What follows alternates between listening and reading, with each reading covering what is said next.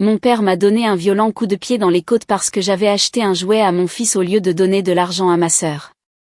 Il a hurlé, « Vous ne méritez même pas de respirer le même air qu'elle. » Puis il m'a de nouveau frappé alors que j'étais au sol. Maman a ajouté, « Comment oses-tu gaspiller de l'argent pour ce gamin ?» Ma sœur a eu un sourire narquois. « Tu aurais dû me le donner comme tu étais censé le faire. » Mon oncle a hoché la tête. Enfin, quelqu'un qui lui apprend que la famille passe avant tout. Ma fille était traumatisée et pleurait dans un coin en regardant son grand-père battre sa mère. Papa m'a attrapé par les cheveux et m'a cogné la tête contre le sol en disant, « La prochaine fois, tu écouteras. » Puis il a arraché le jouet des mains de ma fille et l'a jeté à la poubelle. Je me suis relevée lentement, le sang coulant sur mon visage, et j'ai commencé à orchestrer leur chute. Le linoléum était froid contre ma joue. Le sang s'accumulait sous mon nez, chaud et métallique. Les cris d'Emma résonnaient de quelque part derrière la table de la cuisine où elle s'était blottie dans le coin, serrant ses genoux. Tyler était figé près de la porte, la boîte de jouets vide encore dans ses petites mains, la confusion lisible sur son visage de 7 ans. La botte de mon père avait heurté mes côtes 2 fois. Le deuxième coup est venu après que j'étais déjà tombée, me recroquevillant instinctivement pour protéger mon ventre. Ses chaussures de ville étaient en cuir italien, chères et polies jusqu'à briller comme un miroir. C'est ma sœur, Nathalie, qui les lui avait offertes pour son anniversaire le mois dernier, avec de l'argent qui, j'ai découvert plus tard, provenait du compte joint que papa avait avec maman. Le même compte où mon fonds d'études universitaires d'enfance avait mystérieusement disparu quand Nathalie avait eu besoin de sa première caution d'appartement. Vous ne méritez même pas de respirer le même air qu'elle. La voix de papa rebondissait sur les murs de ma propre cuisine. Ma cuisine, dans ma maison, où je les avais invités pour le dîner du dimanche parce que maman avait appelé en pleurant, disant que la famille s'éloignait. Maman se tenait à côté du réfrigérateur, les bras croisés sur son cardigan crème, les lèvres pincées dans cette expression que j'avais vue toute ma vie chaque fois que je la décevais. « Comment oses-tu gaspiller de l'argent pour ce gamin ?» Nathalie avait besoin de cet argent pour son équipement de salon. Le jouet avait coûté 32 $. Tyler me suppliait pour cette figurine d'action depuis 3 mois. Depuis qu'il l'avait vue à l'anniversaire d'un ami, il avait fait des tâches supplémentaires sans qu'on le lui demande, s'était entraîné sur ses mots d'orthographe tous les soirs, et avait même aidé Emma à nettoyer sa chambre. La joie sur son visage quand je l'avais surpris avec hier valait chaque centime. Nathalie s'appuyait contre mon comptoir, examinant ses ongles manucurés avec un désintérêt étudié. « Tu aurais dû me le donner comme tu étais censé le faire. Je t'ai dit la semaine dernière que j'avais besoin de 300 $ pour les nouveaux fauteuils de coiffure. » Elle n'avait pas demandé. Elle avait exigé, par un SMS arrivé alors que j'étais en réunion budgétaire au travail. Besoin de 300 $ avant vendredi. Les fauteuils sont en solde. Pas de s'il te plaît. Aucune explication au-delà des fauteuils. Certainement aucune reconnaissance du fait que j'avais mes propres factures, mes propres enfants, ma propre vie. Mon oncle Roger est apparu dans l'embrasure de la porte menant au salon, tenant toujours la bière que je lui avais servie 20 minutes plus tôt. Il a hoché lentement la tête, les plis de son cou épais se creusant. Enfin, quelqu'un qui lui apprend que la famille passe avant tout. Ta sœur a toujours été trop égoïste. L'ironie de Roger traitant quelqu'un d'égoïste aurait été risible si ma vision n'était pas trouble. Si Emma n'était pas en hyperventilation dans le coin. Si Tyler ne fixait pas son grand-père avec une expression qui nécessiterait probablement des années de thérapie pour être décryptée. La main de papa s'est emmêlée dans mes cheveux. Il a tiré vers le haut et mon cuir chevelu a hurlé de protestation. Le sol s'est éloigné, puis est revenu brutalement alors qu'il me claquait le visage contre lui. Quelque chose dans mon nez a craqué. Du sang frais a jailli, chaud et épais. La prochaine fois, tu écouteras. Les cris d'Emma se sont intensifiés. À travers une vision floue, j'ai vu papa se diriger vers son coin. Elle a reculé en rampant, mais il n'y avait nulle part où aller. Il a tendu le bras au-delà d'elle et a attrapé la figurine que Tyler avait laissée sur la chaise, encore dans son emballage. Tyler avait voulu la garder intacte, l'avait soigneusement placée sur son étagère avant de descendre pour le dîner. Les doigts épais de papa ont déchiré le carton et le plastique. Il s'est dirigé vers la poubelle et a enfoncé le jouet profondément dans les ordures, l'écrasant parmi les restes du dîner et les serviettes en papier usagé. Tyler a émis un son semblable à celui d'un animal blessé. La pièce a basculé alors que je me relevais. Mes mains ont laissé des empreintes sanglantes sur le carrelage blanc. Chaque respiration était comme des couteaux entre mes côtes. Quelque chose était définitivement cassé ou fêlé. Mon visage palpitait au rythme de mon pouls, mais mon esprit était devenu parfaitement, cristallinement clair. Je me suis levé lentement, délibérément. Le sang coulait le long de mon menton, gouttant sur mon chemisier. Celui que j'avais soigneusement repassé ce matin parce que maman faisait toujours des commentaires quand j'avais l'air négligé. Tout le monde me regardait, attendant des larmes, attendant probablement des excuses, attendant que je promette d'être meilleure, de faire passer Nathalie en premier, de me souvenir de ma place dans la hiérarchie familiale. Au lieu de cela, j'ai souri. Le sang sur mes dents rendait mon sourire grotesque, à en juger par la pâleur du visage de maman. Dégagée, ma voix est sortie stable malgré le goût de cuivre qui inondait ma bouche. Qu'est-ce que tu as dit? Le visage de papa est devenu rouge, ce prélude familier à une autre explosion. Sortez de ma maison. Nathalie a éclaté d'un rire sec et cruel. Oh, maintenant elle a du cran. Un peu tard pour ça, tu ne crois pas? J'ai sorti mon téléphone de ma poche. Mes mains étaient stables. Étrange, vu la situation. J'ai ouvert l'application de sécurité, Dieu merci pour le déverrouillage par reconnaissance faciale, et j'ai tourné l'écran vers eux. Vous voyez cette caméra? Celle montée au-dessus des placards? Elle enregistre depuis que vous êtes arrivé. Chaque mot, chaque coup, tout. Les rires se sont tus. La couleur du visage de papa est passée du rouge au grisâtre. Oncle Roger a posé sa bière avec précaution, soudainement très intéressé par le sol. C'est illégal, la voix de maman a grimpé d'une octave. Tu n'as pas le droit d'enregistrer les gens sans leur permission. En fait, dans cet état, j'en ai le droit. C'est chez moi. Consentement d'une seule partie. Je suis la partie qui a consenti. Je me suis renseignée il y a 6 mois, après le dernier dîner de famille où papa m'avait poussé contre le mur pour l'avoir contredit sur la politique. Alors voilà ce qui va se passer. Vous allez partir maintenant et ne jamais revenir. Nathalie a levé les yeux au ciel. Oh, s'il te plaît. Tu as déjà fait des menaces en l'air. Si l'un de vous me contacte à nouveau, je porte plainte pour voies de fait et coups et blessures, et mise en danger d'enfant pour avoir traumatisé mes gosses. La vidéo est déjà sauvegardée sur le cloud et mon avocate en aura une copie demain matin. Ton avocate? Papa a ricané. Tu n'as pas d'avocate. J'en ai consulté une il y a 2 semaines. Après que tu sois venu à mon bureau pour emprunter de l'argent dans mon sac à main pendant que j'étais en réunion, j'ai su que j'avais besoin de conseils juridiques. Demain, je la mandate officiellement, et cette vidéo sera la première pièce à conviction qu'elle déposera. Les images de surveillance de mon bureau ont aussi enregistré ton vol, au fait. Mon patron était très préoccupé par le fait que des membres de la famille accèdent au bâtiment sous de faux prétextes. C'était arrivé. Papa avait embobiné la réceptionniste, prétendant qu'il m'apportait à déjeuner, puis avait fouillé mon bureau pendant que j'étais dans une salle de conférence. Il avait pris $80 et ma carte de crédit d'urgence.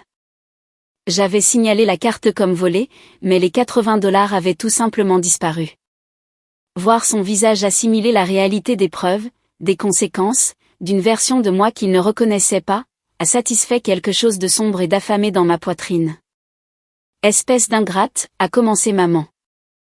Sortez avant que j'appelle la police tout de suite et que je vous fasse arrêter. J'ai levé le téléphone, le doigt planant au-dessus du 911. Ils sont partis. Les chaussures italiennes de papa ont grincé sur mon sol. Maman serrait son sac à main comme un bouclier.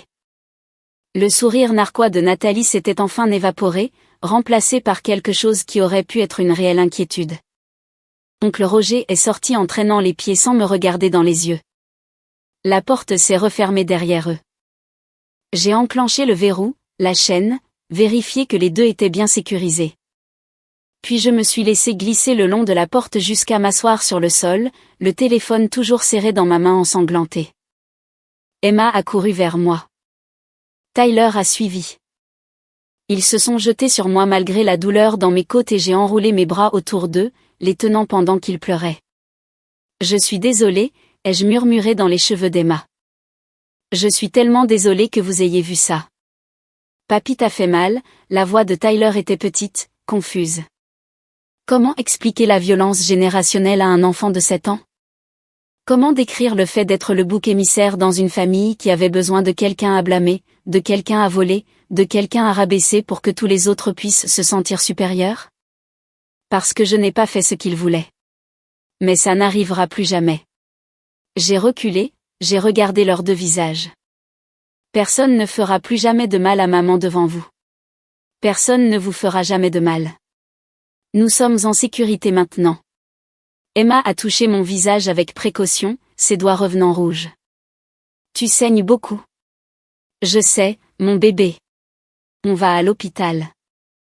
L'urgentiste était une femme fatiguée d'une 50aine d'années qui avait clairement déjà vu des cas de violence domestique. Elle a examiné mes côtes avec une efficacité douce, a radiographié mon visage et a nettoyé les coupures. 2 côtes fêlées, un nez cassé et une commotion cérébrale. Elle m'a offert le numéro d'un refuge pour femmes, des ressources sur la violence domestique, une assistante sociale. C'est mon père, ai-je expliqué, soudainement épuisé. Pas mon mari. Son expression n'a pas changé. Peu importe qui vous frappe.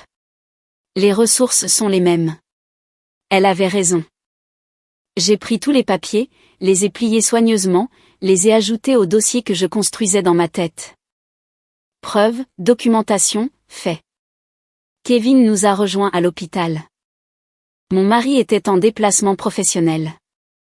Il ne devait pas rentrer avant mardi. Il est entré dans la salle d'examen, a jeté un coup d'œil à mon visage et est devenu blanc. Qui? Un seul mot, une voix basse, un ton dangereux. Ma famille. Mais je m'en occupe. Comment ça, tu t'en occupes? Je lui ai tout raconté. La vidéo, l'avocate que j'avais engagée, le plan que je formulais depuis des mois. Depuis que papa m'avait giflé à Thanksgiving pour avoir servi de la dinde au lieu de jambon. Depuis que maman avait dit à Emma qu'elle devenait grosse et devait faire un régime à 9 ans. Depuis que Nathalie avait volé le collier de ma grand-mère dans ma boîte à bijoux et l'avait mis au clou, prétendant qu'elle avait plus besoin d'argent que moi de babiole sentimentale. Kevin a écouté. Sa mâchoire s'est crispée à chaque détail, mais il n'a pas interrompu. Quand j'ai eu fini, il a hoché la tête une fois. De quoi as-tu besoin de ma part? Ramène les enfants à la maison. J'ai des appels à passer. L'avocate s'appelait Christine Walsh. Elle était spécialisée en droit de la famille et en ordonnances restrictives. Elle m'avait été chaudement recommandée par une collègue qui avait échappé à un mariage violent. Je l'avais rencontrée une fois juste pour discuter des options, à l'époque où je pensais que je surréagissais peut-être. Que c'était peut-être juste comme ça les familles. Que je devais peut-être faire plus d'efforts pour maintenir la paix. Elle a répondu à la 2e sonnerie malgré qu'il soit presque minuit. Je lui avais envoyé un texto 1 heure plus tôt depuis le téléphone de Kevin. Ordre du médecin, pas d'écran pour moi, mais c'était trop important. Urgence. Cliente de la consultation d'il y a 2 semaines. J'ai une preuve vidéo d'agression. Mon père m'a attaqué chez moi. Racontez-moi tout. Je l'ai fait. Elle a écouté sans interrompre, a posé des questions précises sur la qualité de la vidéo, si leur visage était visible, si l'audio était clair. Oui à tout. La caméra que j'avais installée était haut de gamme, cachée dans un élément décoratif au-dessus des placards qui ressemblait à un porte-plante. Personne ne l'avait remarqué. Envoyez-moi la vidéo ce soir. Je vais l'examiner et demander une ordonnance restrictive d'urgence dès lundi matin. Nous porterons également plainte si vous voulez suivre cette voie. Je veux qu'ils subissent des conséquences. De vraies conséquences. Alors ils le feront. Avec une preuve vidéo aussi claire, le procureur poursuivra probablement. Votre père pourrait encourir une peine de prison sérieuse pour agression. Votre mère pour contribution à la délinquance d'un mineur puisqu'elle l'a encouragé devant vos enfants. La terminologie juridique m'a submergé. Je me suis accroché aux éléments importants, ordonnance restrictive, poursuite, conséquences. Des choses que ma famille n'avait jamais affrontées auparavant parce que j'avais toujours cédé. Toujours présenté des excuses. Toujours essayé d'arranger les choses. Il y a autre chose, ai-je ajouté. L'abus financier, depuis des années. De l'argent volé, des prêts forcés que je ne pouvais pas refuser, mon fonds d'études qui a disparu. Pouvons-nous faire quelque chose à ce sujet? Possiblement. Avez-vous des documents? Je les collecte depuis 8 mois. Des relevés bancaires montrant les retraits. Des SMS de Nathalie exigeant de l'argent. Des emails de maman expliquant pourquoi ils avaient de nouveaux besoins de m'emprunter. Le testament de ma grand-mère qui me léguait clairement le collier que Nathalie a mis au clou. J'ai le reçu du prêteur sur gage qu'elle avait négligemment laissé dans ma voiture après m'avoir demandé de la conduire quelque part. J'ai tout. La voix de Christine s'est réchauffée avec ce qui aurait pu être de l'approbation. Alors nous allons les enterrer. Juridiquement parlant. Le lundi matin est arrivé avec des messages vocaux. 17 d'entre eux. Papa exigeant que je le rappelle immédiatement. Maman pleurant sur le fait que je déchirais la famille. Nathalie m'insultant avec des noms que je ne répéterai pas. Oncle Roger prétendant que papa s'était juste emporté. Que j'étais dramatique. Que la famille ne porte pas plainte contre la famille. Je les ai tous supprimés sans écouter plus de quelques secondes de chacun. Christine m'avait prévenu qu'ils essaieraient de me manipuler, de me culpabiliser, de me menacer.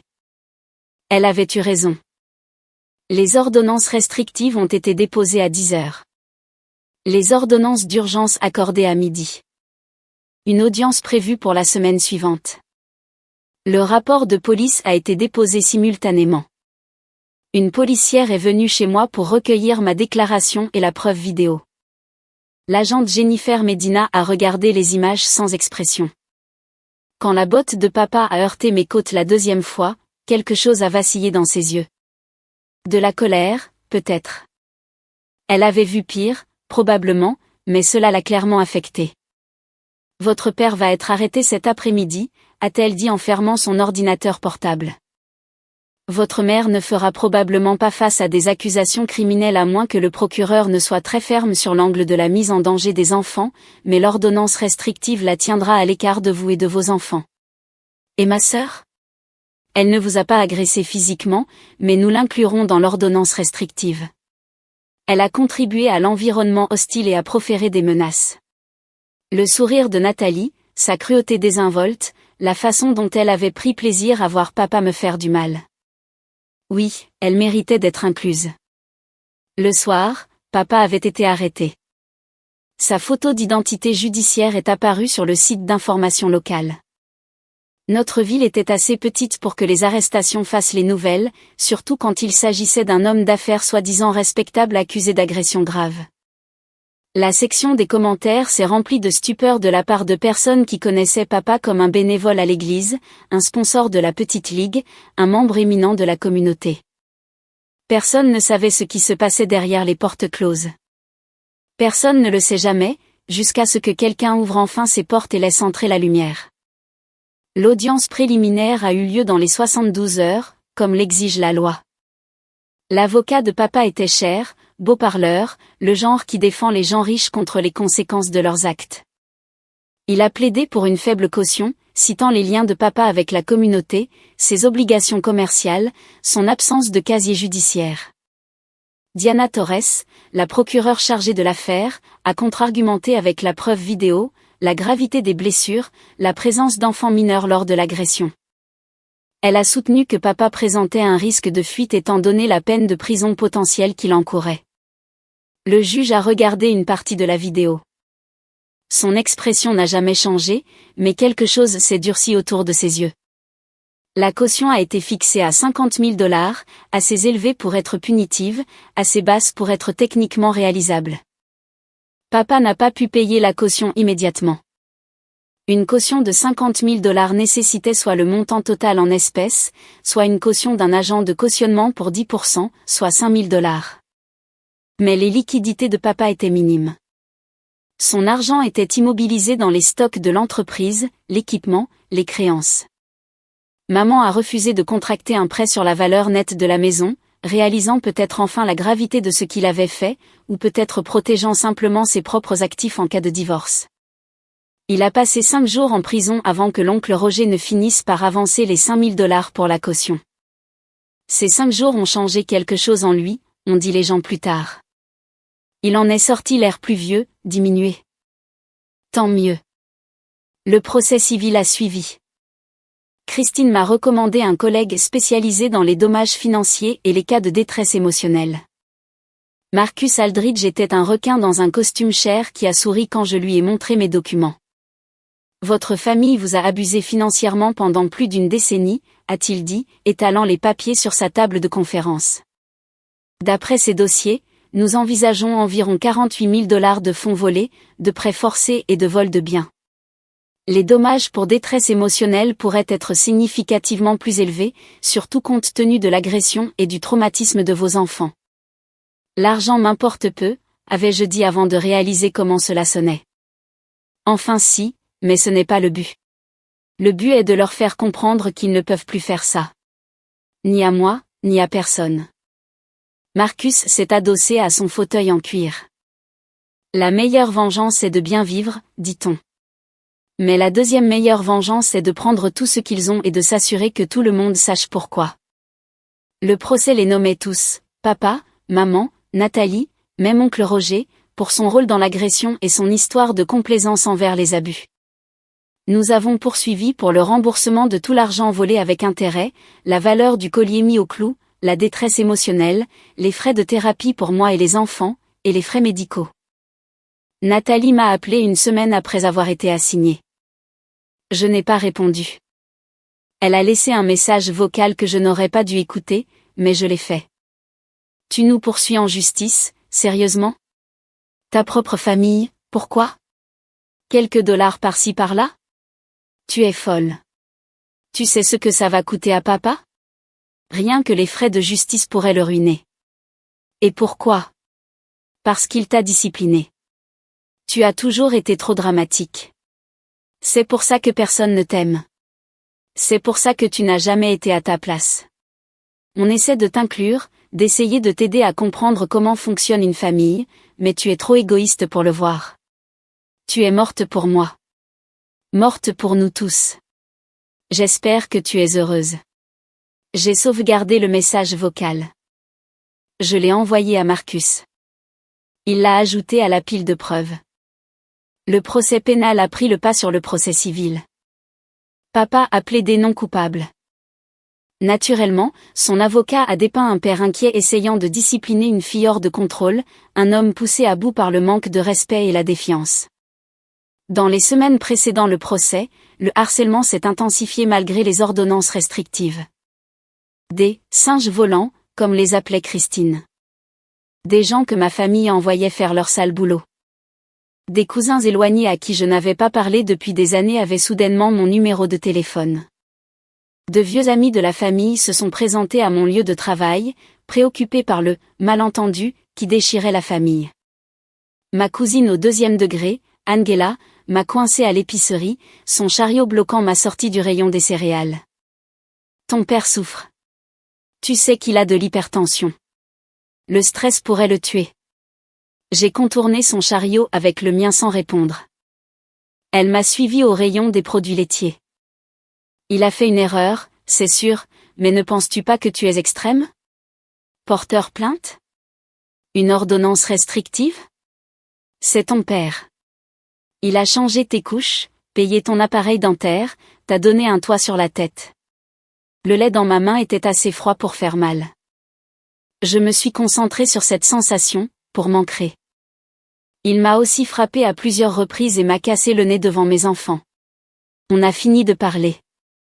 Mais la famille ne s'agresse pas, bouge ton chariot ou j'appelle la sécurité. Elle l'a fait finalement, mais pas avant de s'assurer que tout le monde dans le rayon des produits laitiers entende ses commentaires bruyants sur les filles ingrates et sur le fait que les jeunes d'aujourd'hui ne comprennent ni le respect ni la loyauté. Kevin voulait la confronter. Je l'ai arrêtée. Elle n'en vaut pas la peine. Ils me feront passer pour l'agresseur quoi que je fasse. Les singes volants ont apparemment fait leur rapport, car maman a lancé une chaîne téléphonique. Des femmes de son club de lecture, de son groupe d'église, et même mon ancienne chef de troupe de scouts m'ont appelé avec des versions du même scénario. J'étais égoïste. Je ruinais la vie de papa pour un moment de colère. Les familles pardonnent. Quel genre d'exemple donnais-je à mes enfants en refusant la réconciliation? Madame Patterson, qui m'avait appris à faire des nœuds et à allumer des feux de camp il y a 25 ans, a été particulièrement persistante. Ta mère est anéantie. Elle mange à peine.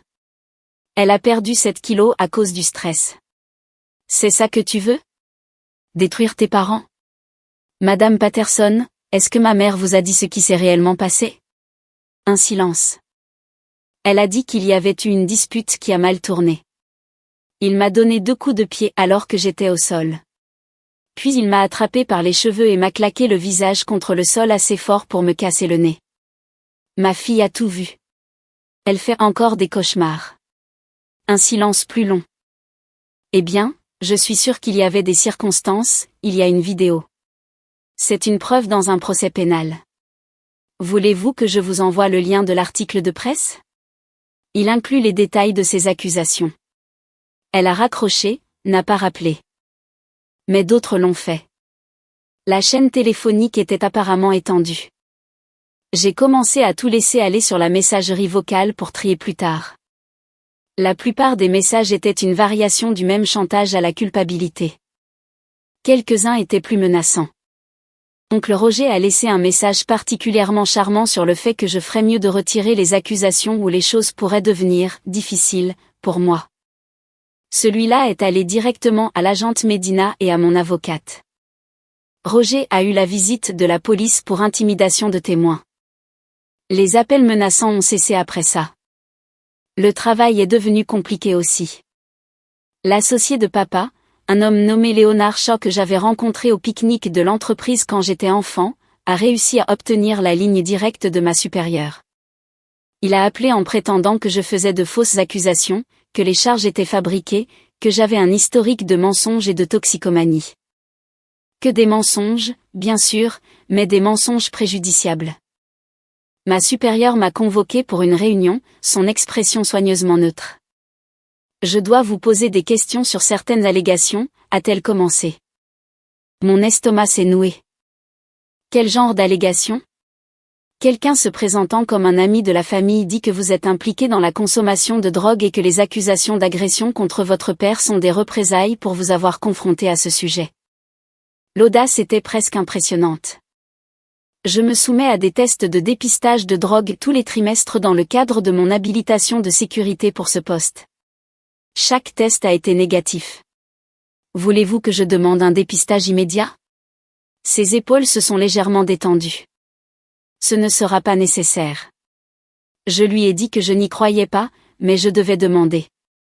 Pour information, j'apprécie cela.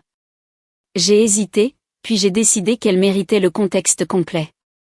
Mon père fait face à des accusations d'agression grave parce qu'il m'a battu devant mes enfants. Il y a une preuve vidéo. Ses associés essaient de me discréditer avant le procès. Elle a hoché lentement la tête. Avez-vous besoin de sécurité supplémentaire? Je peux faire retirer votre nom de la liste de la réception. M'assurer que personne ne puisse vous joindre sans passer par moi d'abord. Le soulagement était stupéfiant. Avoir quelqu'un qui me croit, me soutient sans question ni condition. Cela aiderait. Merci. J'ai été là où vous êtes. Des circonstances différentes, mais je comprends ce qu'il faut pour s'éloigner de sa famille. Vous faites ce qu'il faut.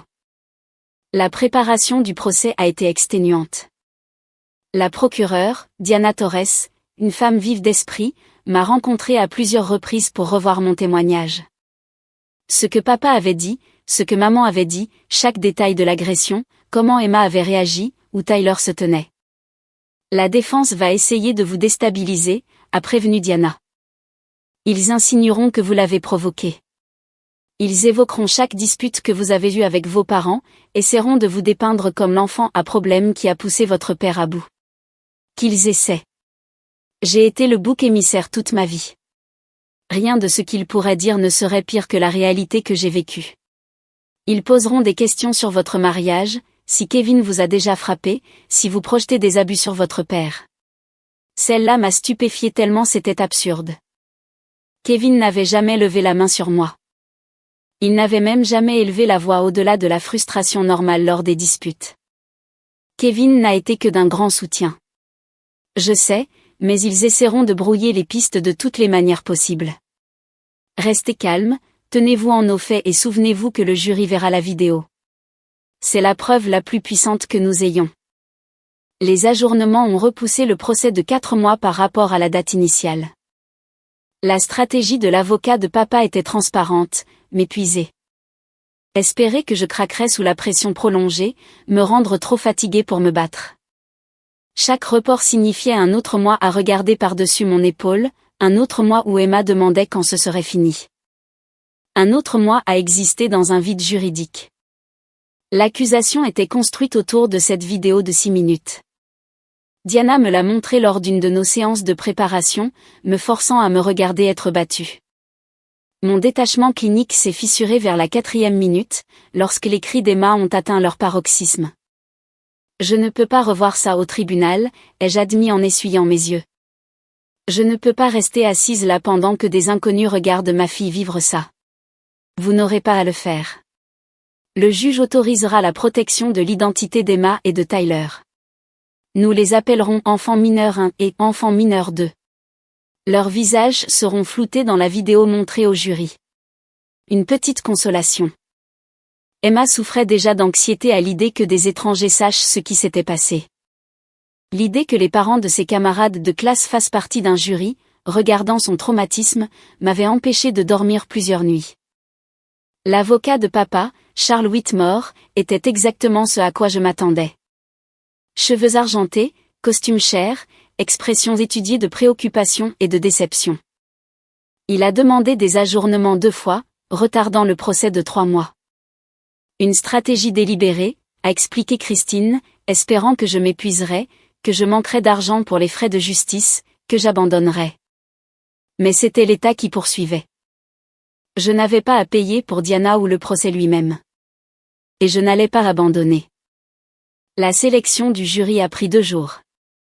Whitmore a récusé quiconque avait des filles, quiconque travaillait dans les services sociaux, quiconque admettait l'avoir subi des violences familiales.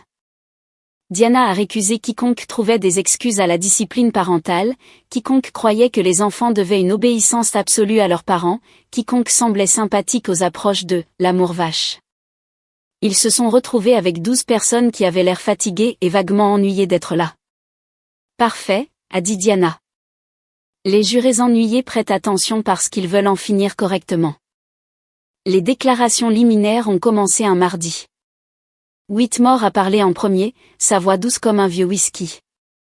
Il s'agit d'un différend familial qui a malheureusement dégénéré. Gerald Henderson n'est pas un monstre. C'est un père qui a perdu son sang-froid dans une situation stressante. Oui, il aurait dû mieux gérer la situation. Oui, il regrette ses actes. Mais une agression grave ? C'est un excès de zèle du ministère public pour un conflit domestique qui aurait dû être réglé en famille. La déclaration de Diana était plus courte, plus tranchante. La défense veut vous faire croire que c'est un différend familial. Je vais vous montrer une vidéo d'un homme adulte battant sa fille alors qu'elle est au sol. Vous entendrez ses paroles, verrez ses actions, serez témoin de la terreur de ses enfants. Ensuite, vous déciderez si c'est un différend ou un crime. J'ai témoigné le 3e jour.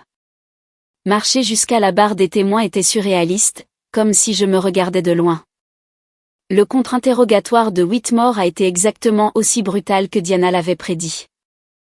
Madame, n'est-il pas vrai que vous avez une relation conflictuelle avec vos parents depuis des années ? Nous avons eu des désaccords, oui. Des disputes, des querelles, des désaccords verbaux ? Oui. Et n'est-il pas vrai qu'à plusieurs reprises, vous avez refusé d'aider financièrement votre sœur malgré ses besoins? J'ai refusé de lui donner de l'argent quand je ne pouvais pas me le permettre.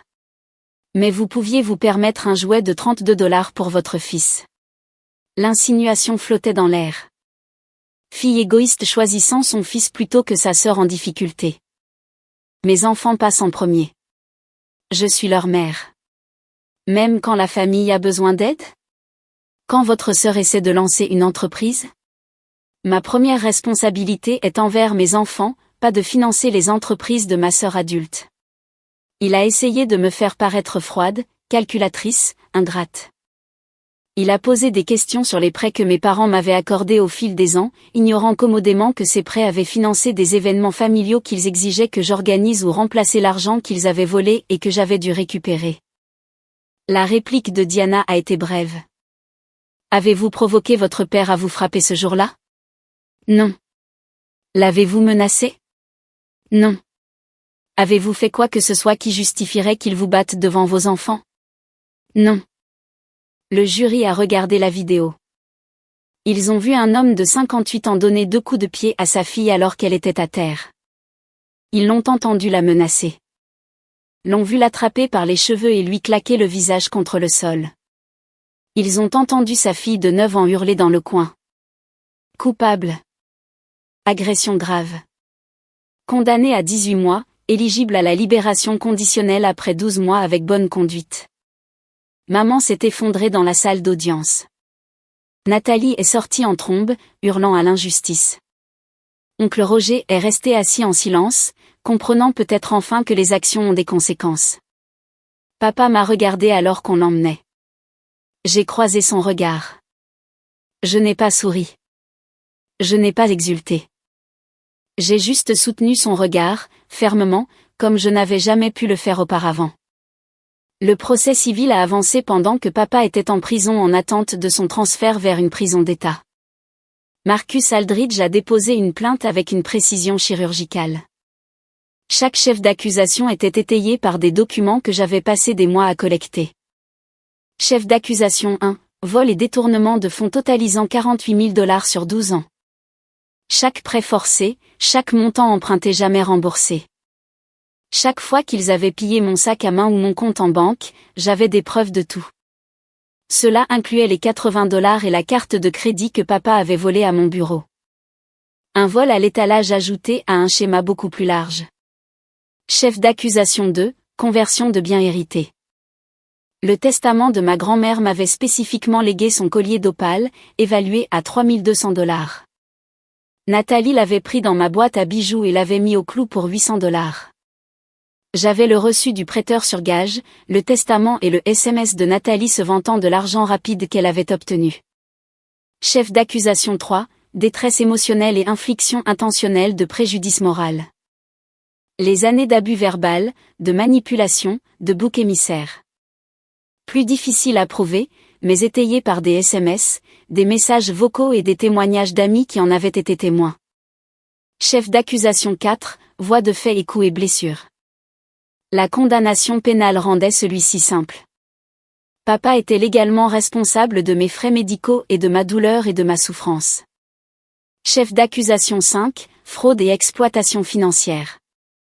La disparition de mon fonds d'études d'enfance, 23 000 $ que mon grand-père avait mis en place, qui avait été mystérieusement transféré sur le compte de Nathalie l'année de son diplôme de fin de lycée.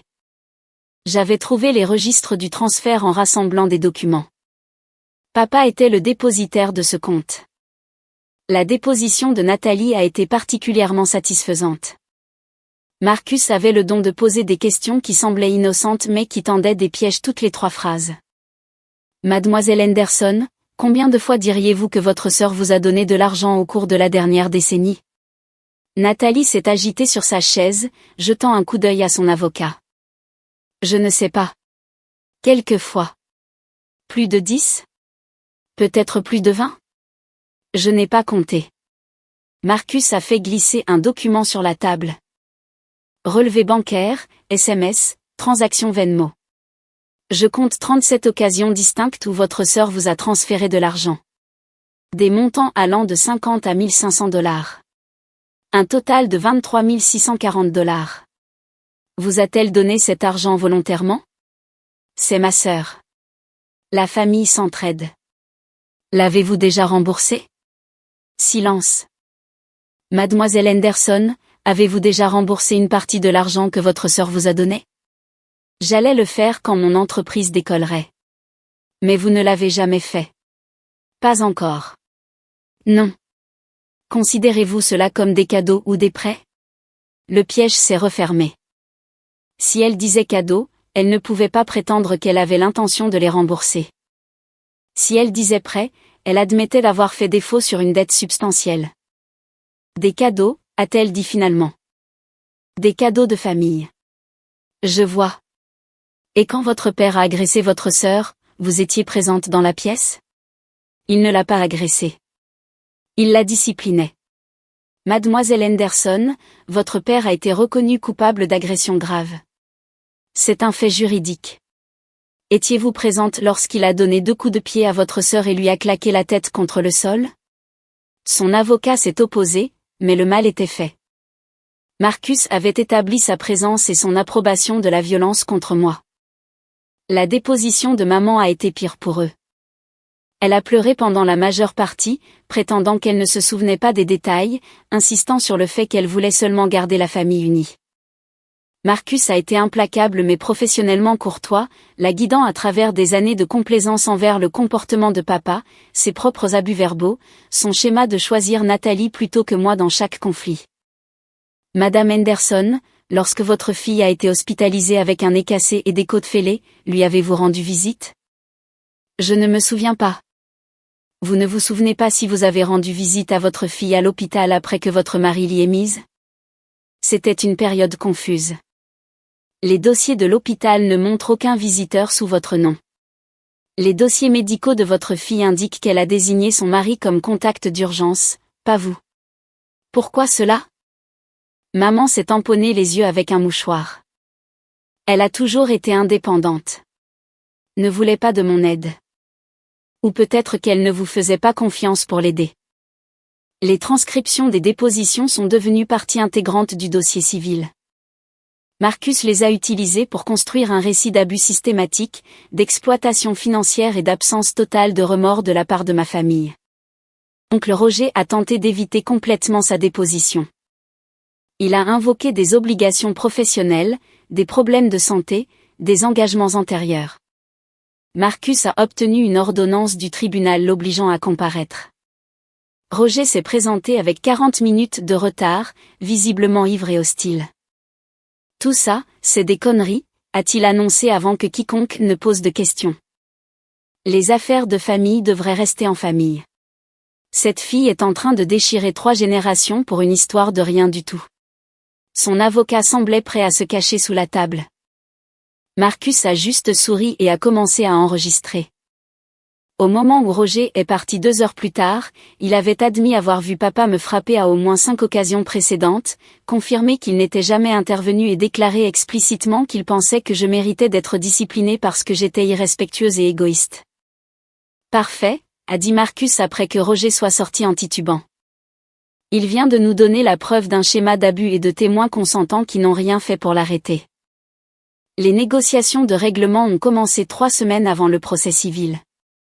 L'avocat de papa, un autre que Whitmore, spécialisé en litige civil, a fait la première offre, 20 000 $. Marcus a ri. Il a vraiment ri. Contre-offre, 250 000 $ plus des excuses enregistrées admettant les abus. Mes clients ne s'excuseront pour rien. Alors nous les verrons au tribunal. Avec une condamnation pénale, les transcriptions des dépositions et 12 ans d'abus financiers documentés, je suis convaincu qu'un jury accordera beaucoup plus que ce que je demande. L'avocat a pâli. Il savait que Marcus avait raison. Les jurys civils de notre comté avaient tendance à se ranger massivement du côté des victimes d'abus, surtout lorsque des enfants étaient impliqués. Deuxième offre, 45 000 $. Pas d'excuses. Marcus, 200 000 $. Retirez les excuses de la table puisque vos clients manquent clairement d'intégrité pour cela. Troisième offre, 60 000 $. Marcus, nous avons fini de négocier. On se voit au tribunal. Il est sorti de la médiation.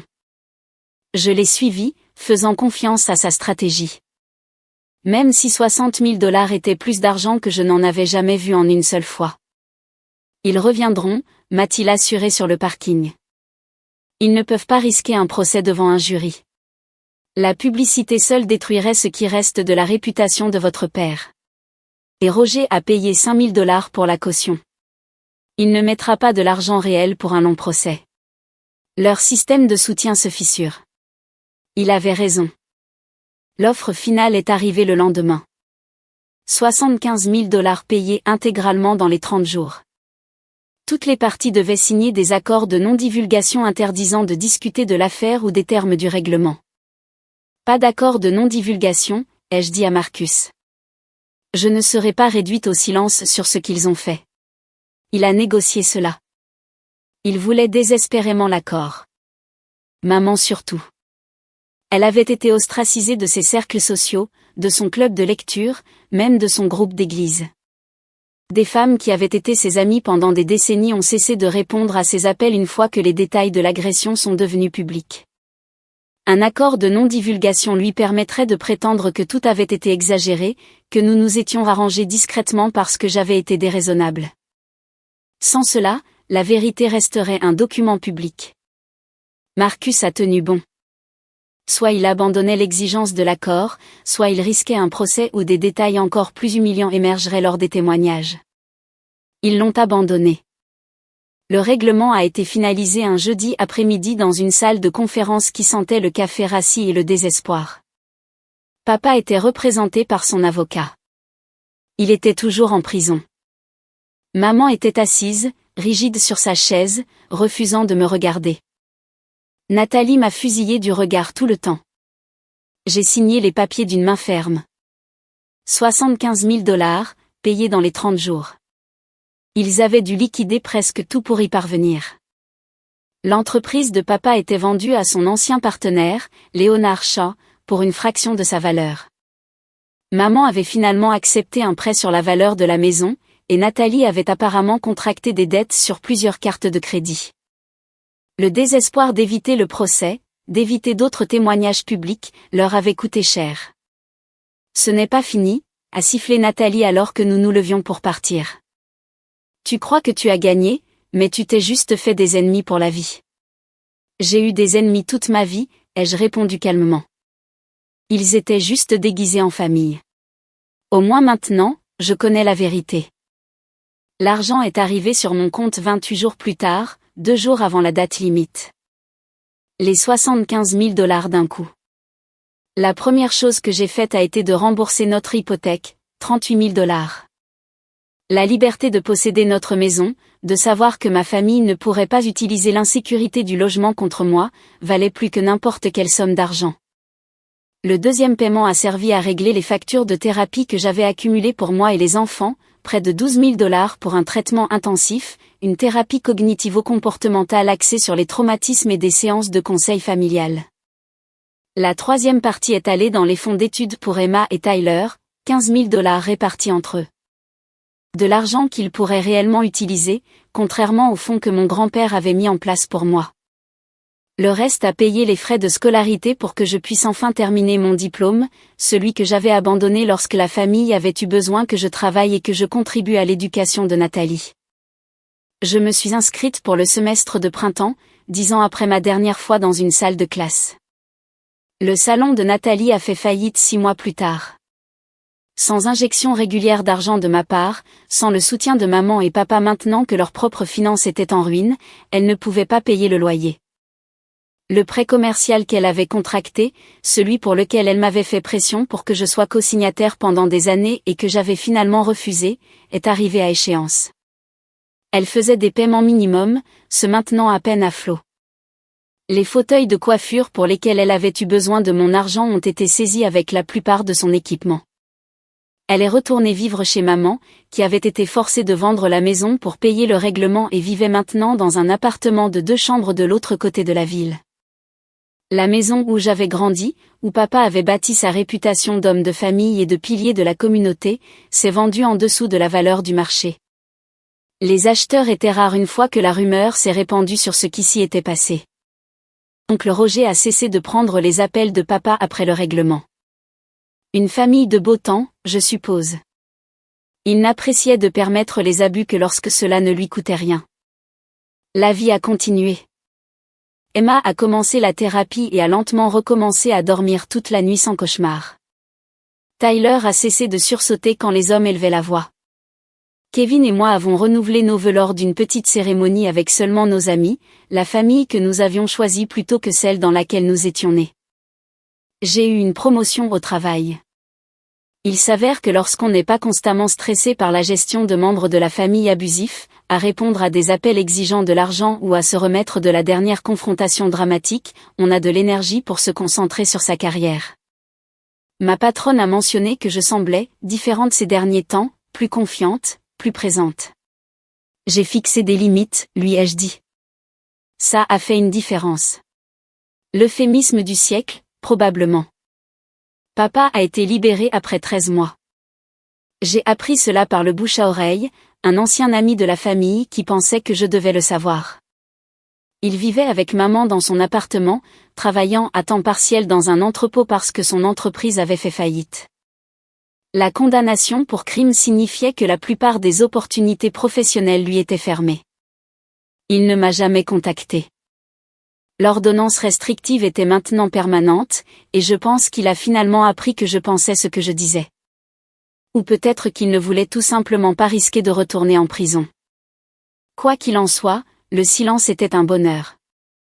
Nathalie a essayé de me contacter une fois, 2 ans après tout ça. Une lettre, pas un appel ou un email.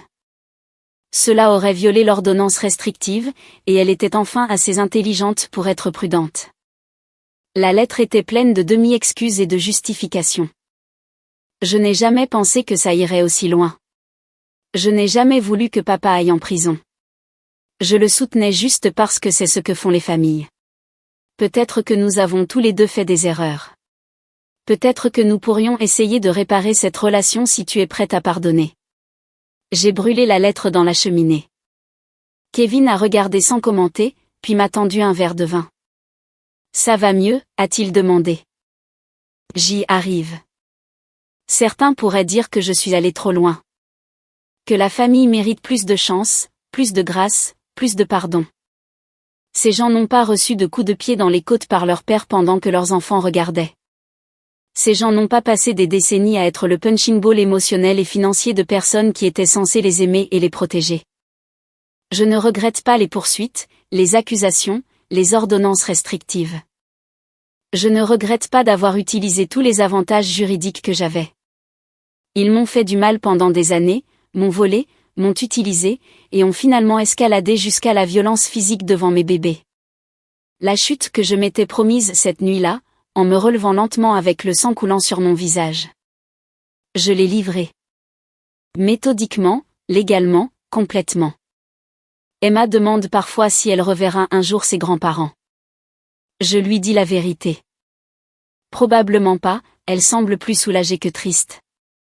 Tyler se souvient à peine de maintenant, ce qui est peut-être pour le mieux. Nous avons construit une nouvelle vie, plus légère, plus calme, remplie de gens qui nous traitent avec respect et gentillesse. Les dîners de famille ont lieu avec les parents de Kevin, qui sont horrifiés par ce que ma famille a fait et font tout leur possible pour montrer à mes enfants ce qu'est un grand parentage sain. Parfois, je fais encore des cauchemars à propos de ce jour-là. L'impact de la botte de papa. Le son de mon nez qui se brise. Les cris d'Emma. Mais ils sont moins fréquents maintenant, s'estompant comme de vieilles cicatrices. J'ai acheté une nouvelle figurine à Tyler la semaine dernière. La même que papa avait jetée à la poubelle, bien que nous ayons dû la commander en ligne car elle n'est plus en magasin. Tyler l'a regardée un long moment, puis l'a soigneusement retirée de son emballage. « Je peux jouer avec ?» a-t-il demandé. « Bien sûr. C'est à ça que servent les jouets. » Il a souri. Un vrai sourire, le genre qui atteint les yeux, et a commencé à inventer des histoires élaborées sur des batailles spatiales et des sauvetages héroïques. Emma l'a rejoint, ajoutant ses propres personnages au récit. Je les ai regardés jouer, ces petits humains résilients qui avaient été témoins de quelque chose qu'aucun enfant ne devrait voir et qui, d'une manière ou d'une autre, retrouvaient le chemin de la joie et de la sécurité. Kevin s'est assis à côté de moi, sa main trouvant la mienne. « Tu as bien fait », a-t-il dit doucement. « T'en aller, les protéger, aller jusqu'au bout. Beaucoup de gens n'auraient pas pu le faire. » Peut-être qu'il avait raison. Ou peut-être que j'avais juste atteint le point où la douleur de rester était pire que la douleur de partir. Ou protéger mes enfants comptait plus que de maintenir une façade d'unité familiale. Quoi qu'il en soit, j'étais libre. Ils étaient libres. Et si cela faisait de moi la méchante de l'histoire de ma famille, la fille ingrate, la sœur vengeresse, la destructrice de la paix familiale, alors je porterais cette étiquette avec fierté. Mieux vaut être la méchante dans l'histoire de quelqu'un d'autre que la victime dans la sienne.